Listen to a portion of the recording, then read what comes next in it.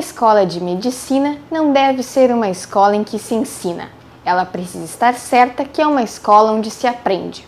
Palavras do médico Rubens Maciel, que são lembradas na segunda parte da conferência O Centenário de um Ícone, ministrada pelo professor Carlos Gottschall. Ele destaca o pioneirismo da Enfermaria 29 ao fazer a primeira angiocardiografia do Brasil e ao implantar a investigação cardiopulmonar no estado. Além disso, ele relata o papel de Rubens Maciel na origem da gestão do Hospital de Clínicas de Porto Alegre. Confira. Foi a primeira pessoa que falou em tempo geográfico integral. Primeira pessoa que falou em tempo geográfico integral. E realmente essa ideia depois frutificou, porque dois discípulos seus, Mário Rigato, foi o primeiro tempo integral em medicina na URGS, e Rubem Rodrigues foi o criador do Instituto de Cardiologia, e lá foi instituído o tempo integral, que vigora até hoje para os médicos. Teve uma atuação além da URGS, muito tempo no Conselho Universitário da URGS, mas teve uma atuação além da URGS em outras universidades e foi um dos principais organizadores do ensino de clínica médica em Santa Maria, aqui recebendo o título de professor honoris causa de Santa Maria pelo professor Mariano da Rocha, que era o reitor na ocasião, e seu amigo, colega de turma.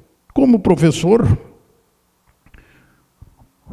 Rubens Maciel foi ímpar. Aqui vemos recebendo o título de professor emérito da URGS, quando o professor Tuis Condico, que foi meu paraninfo, foi reitor desta universidade. Na ocasião, entre os 8 agraciados, Rubens Maciel foi convidado a fazer a saudação. E, como de costume, a sua brilhante saudação redundou em aplauso em pé da plateia. Mas o seu grande palco de atuação foi a Enfermaria 29. A Enfermaria 29 da Santa Casa deixou um lastro de ensinamento e de construção médica ímpar neste país. Ele escreveu: organizei um serviço na Santa Casa, onde a partir de 48, sucessivas gerações de médicos encontram um ambiente propício para o seu aprendizado e desenvolvimento posterior. Esta frase representa uma das mais fecundas frases da medicina brasileira. Aqui nós vemos, em 1949, ele foi catedrático aos 33 anos de idade. 33 anos de idade foi catedrático. E em 1949, logo depois da instalação da Enfermaria 29, vemos o professor Maciel no centro, do lado à esquerda Antônio Zambuja, na extrema esquerda Normélio Nedel, à direita Rubens Mena Barreto e na ponta ainda o doutorando Jorge Pereira Lima. Lá em cima nós vemos alguns outros, no meio Caio Flávio, que foi um componente também do corpo médico da Enfermaria 29, Adão Matos, e na ponta, aqui na ponta direita, Carlos Barros. O professor Carlos Barros agora é o único sobrevivente desta fotografia. Felizmente ainda se encontra em boas condições de saúde, com mais de 90 anos. A Enfermaria 29 representou uma modificação no ensino da medicina no Rio Grande do Sul.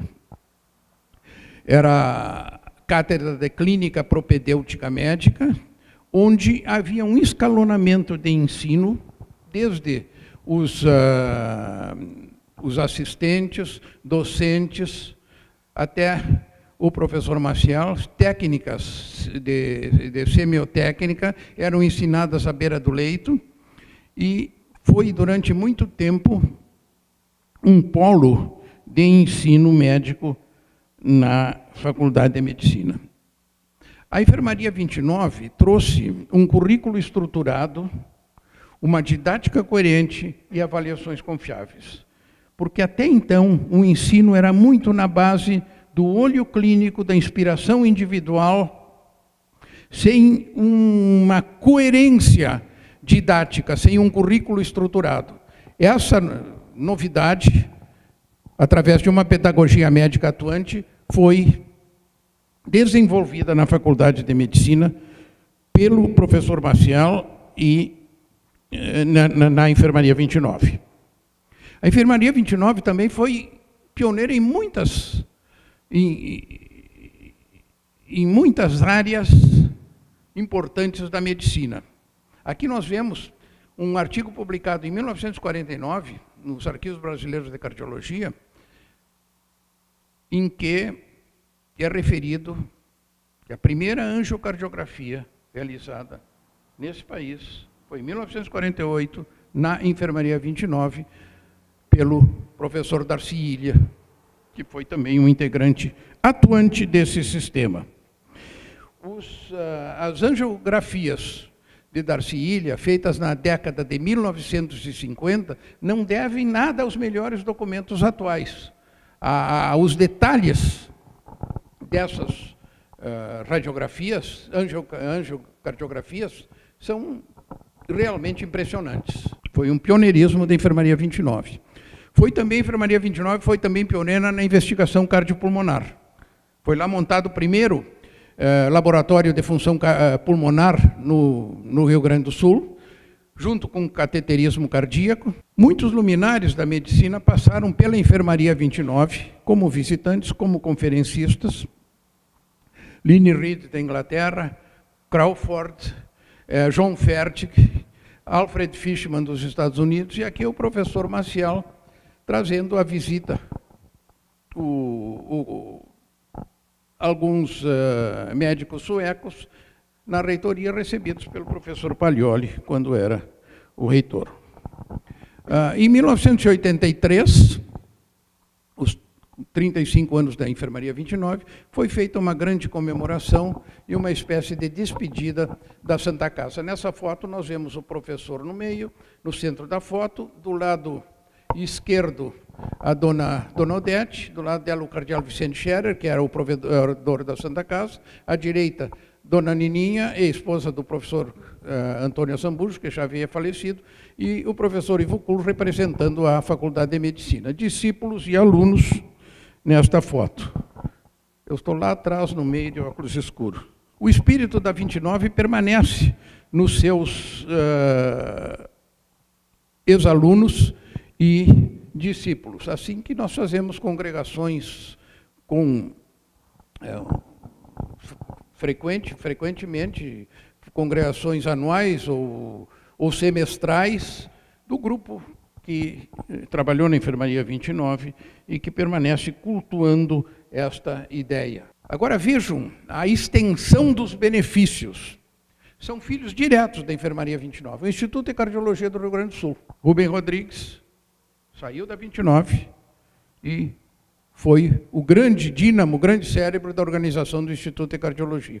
Serviço de Hemodinâmica do Instituto de Cardiologia, que foi depois montado por mim, depois de eu sair da Enfermaria 29. Serviço de Hemodinâmica do Instituto de Cardiologia é o maior do sul do país, em investigação diagnóstica e terapêutica intervencionista.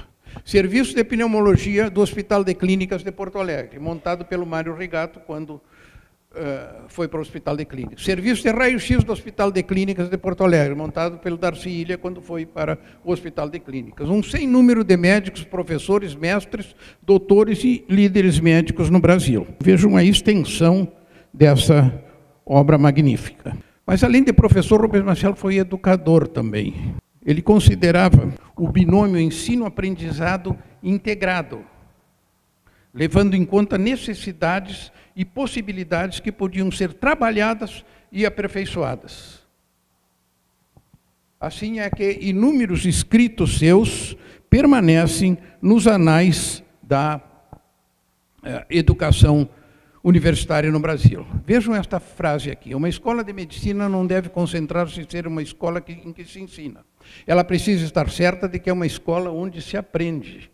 Assim é que muito lutou pela estruturação do currículo médico, pela flexibilização do ensino, que hoje está consagrada. O ensino pós-graduado não é um ensino flexível.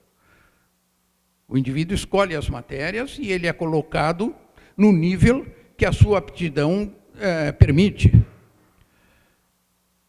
Educação graduada, pós-graduada e continuada. Foi um introdutor da residência médica no Rio Grande do Sul, porque a Enfermaria 29 foi pioneira na residência médica no Rio Grande do Sul, juntamente com a Enfermaria 38, do professor Faraco. Muito se interessou pela formação de professores e não pela improvisação de professores, valorizando a carreira docente, se preocupando com níveis salariais, com condições de aprendizado, com infraestrutura, com aperfeiçoamento de professores e com valorização profissional. Em todas essas áreas, Rubens Maciel atuou. E ele dizia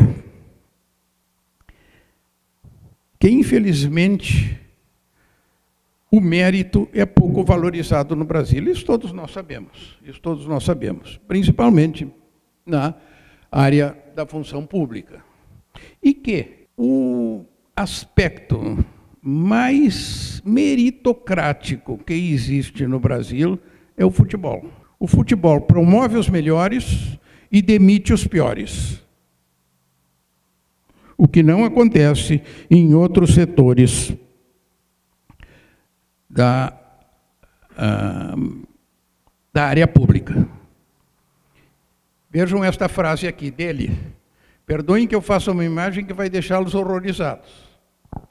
O dia em que a Universidade Brasileira tiver a capacidade de seleção que tem o futebol, quando a Universidade Brasileira andar correndo atrás de sábios, como os futebolistas andam correndo atrás dos sujeitos que são capazes de fazer com os pés o que os outros não fazem com a cabeça, nessa hora, assim como o Brasil foi 3 vezes campeão do mundo, o Brasil também começará a colecionar prêmio Nobel, que não tem nenhum. Mas, além de professor e educador, Rubens Maciel foi planejador. Foi criada a CAPES e ele foi diretor da CAPES. Pertenceu ao Conselho Federal de Educação, atuou no relatório Sucupira em 1965, que norteia a pós-graduação até hoje. Foi reitor da Universidade Pan-Americana da Saúde em 1967. Atuou na reforma universitária de 1968 e no planejamento do Hospital de Clínicas em 1970. Vamos ver um pouquinho de cada uma dessas coisas. Como planejador e como presidente da CAPES, Campanha de Aperfeiçoamento Pessoal do Nível Superior, nesse programa, o professor Bernardo Say, Prêmio Nobel de Medicina e Fisiologia, montou um Instituto de Fisiologia de Porto Alegre. Eu tive a honra, eu era estudante de 2º ano, tive a honra de conhecer o Bernardo Say, depois em Buenos Aires, e ele passou 1 ano aqui.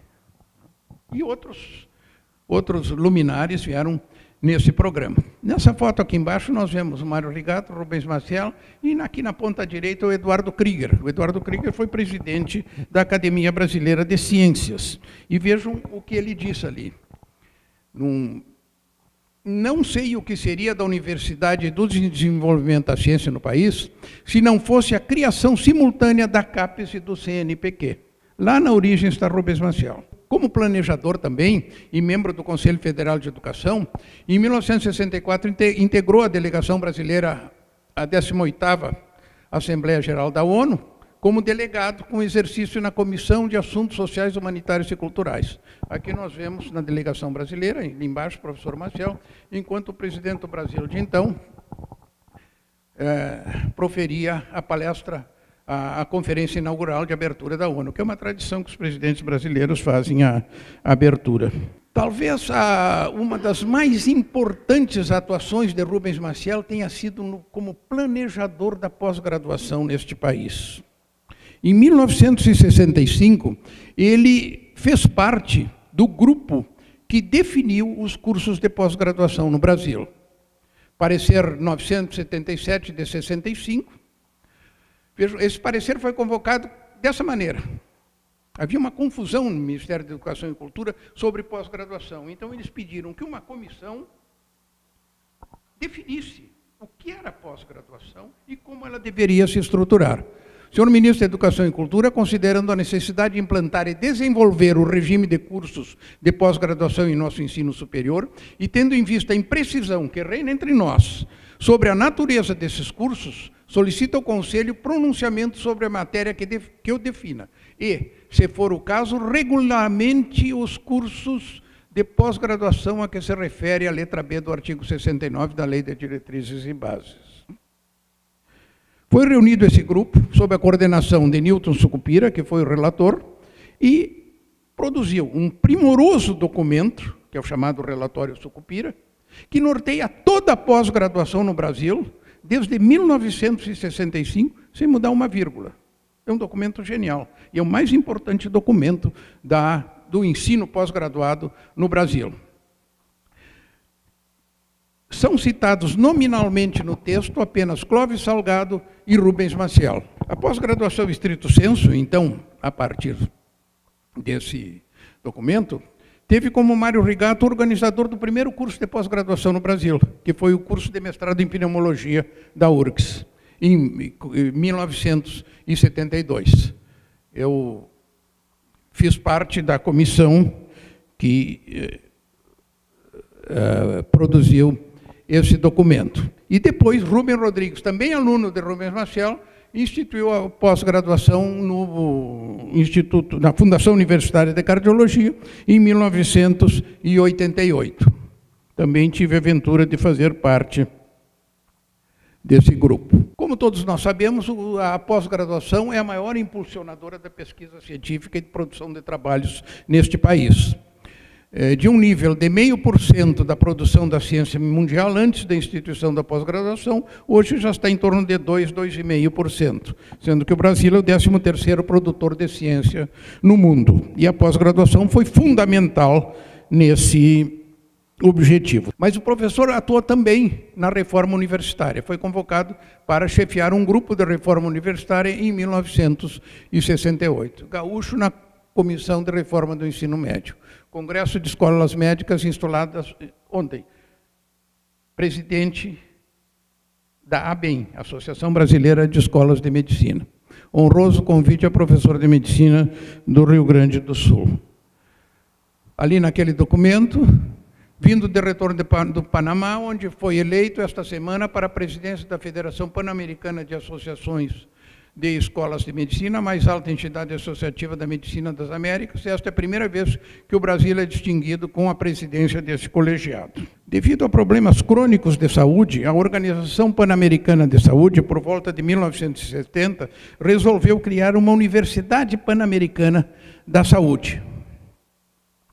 Quem foi convocado a assumir a coordenação e a direção desses trabalhos? Rubens Maciel. Nas suas andanças por praticamente todos os países da América Latina, ele engendrou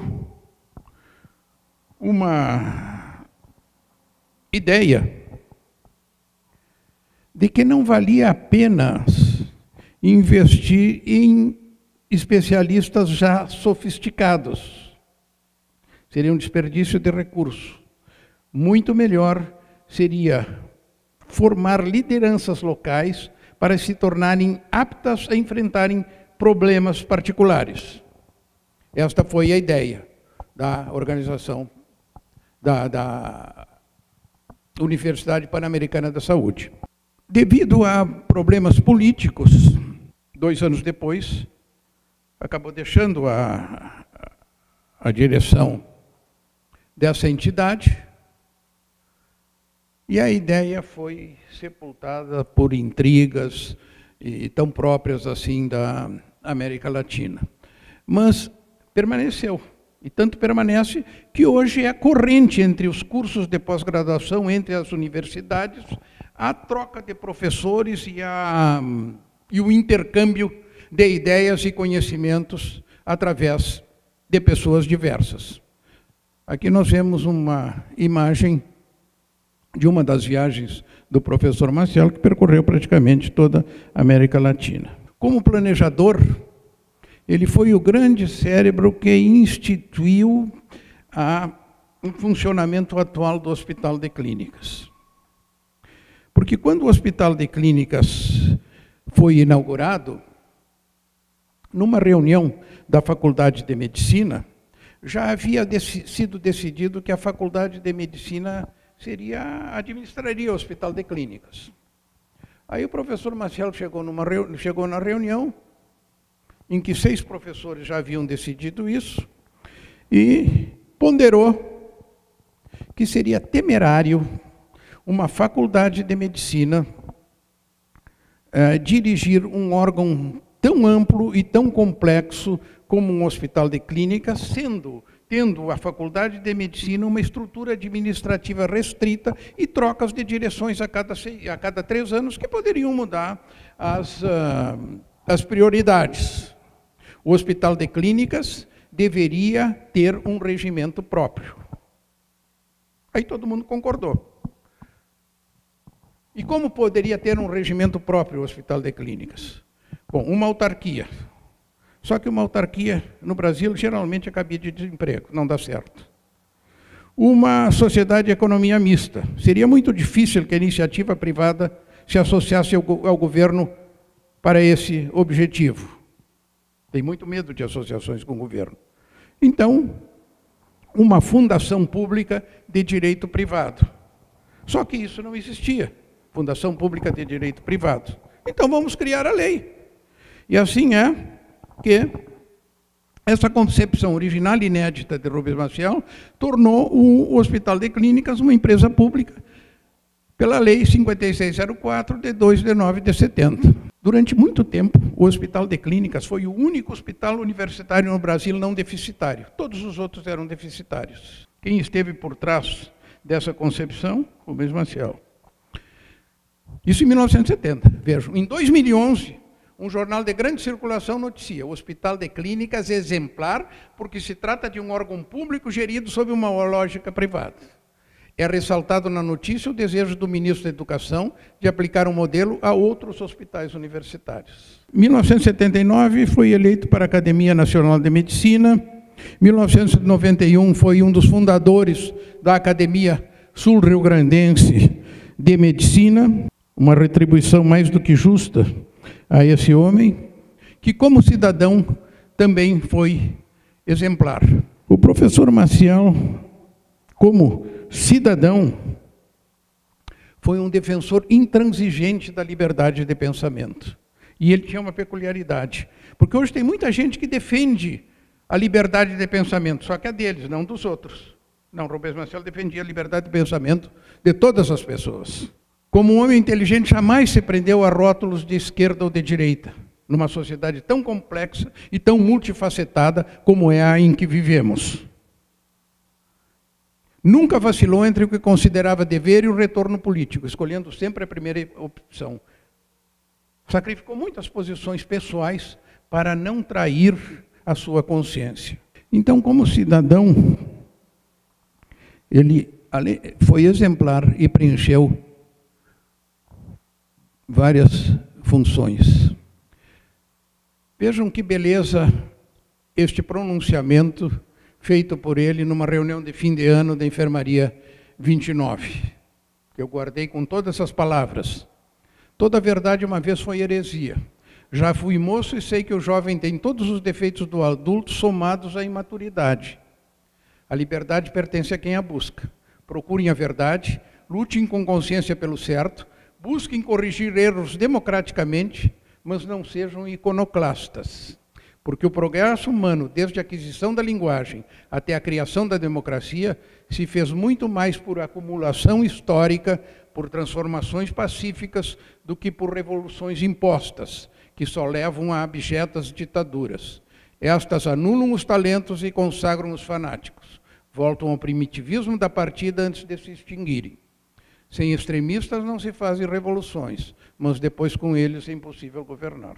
Rubens Maciel foi a sequência da sua vida, entre tantas outras coisas. Primeiro aluno da turma, líder e orador insubstituível, brilhante internista e cardiologista, pioneiro de eletrocardiografia no Rio Grande do Sul, fundador e presidente da Sociedade Brasileira de Cardiologia e da Sociedade de Cardiologia do Rio Grande do Sul, fellow do American College of Cardiology e de outras sociedades, fundador e presidente do Instituto Sul-Rio-Grandense de História da Medicina, catedrático de propedêutica médica da URGS. Colocou a pedagogia médica integrada no ensino médico. Grande revolução de ensino na Faculdade de Medicina. Criador e diretor da Enfermaria 29, pioneiro em residência médica, angiocardiografia, hemodinâmica, função pulmonar, tempo integral, o primeiro tempo integral da Faculdade de Medicina foi o Mário Regato, na 29, e pós-graduação estrito sensu. O primeiro curso de pós-graduação no Brasil foi desenvolvido na pós-graduação médica, desenvolvido na Enfermaria 29. Fundador e diretor da CAPES, membro do Conselho Federal de Educação, signatário do relatório Sucupira, idealizador e reitor da Federação Pan-Americana de Faculdades e Escolas de Medicina, planejador da Reforma Universitária de 68, idealizador do modelo de gestão do Hospital de Clínicas, membro titular da Academia Nacional de Medicina e Academia Sul-Rio Grandense de Medicina e cidadão integral. Como finalização, e considerando as suas fantásticas realizações, estranho a qualquer oficialismo político, atua mais que tudo como idealizador, orientador, conselheiro e realizador, sem desconsiderar outros nomes de liderança específica, foi, no meu entender e de outros, a personalidade médica mais abrangente do Rio Grande do Sul e o maior educador médico do Brasil no século XX. Você assistiu à segunda parte da conferência O Centenário de um Ícone, com o professor Carlos Goetschel. Obrigada pela sua companhia e até a próxima.